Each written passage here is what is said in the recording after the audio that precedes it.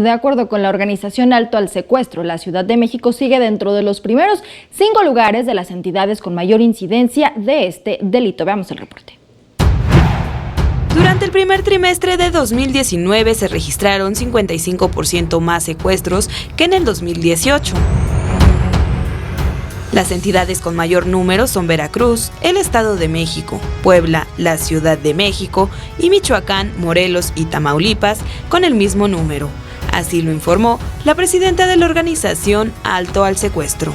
En estas 5 entidades se sigue concentrando el 62% de los secuestros.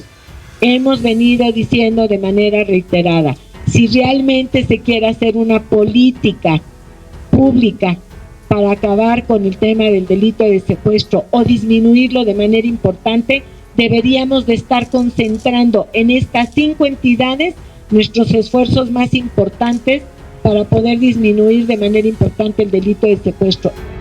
Los estados que registran 0 secuestros son Baja California Sur, Durango, San Luis Potosí y Yucatán. En el mes de marzo, comparado con febrero, ambos del 2019, disminuyeron las carpetas de investigación y las víctimas. Lo que aumentaron fueron los detenidos. En promedio se presentan 6 secuestros diarios en el país. La Ciudad de México se encuentra en el tercer lugar con 54 secuestros de diciembre de 2018 a marzo de 2019.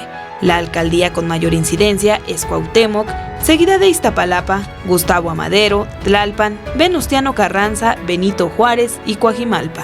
Debido a la inseguridad que se vive en el país, Miranda de Wallace señaló estar de acuerdo en que la Guardia Nacional cuente con un mando militar, siempre y cuando haya eficacia. Con imágenes de Manuel Hernández, Iraís Morquecho, 21 Noticias.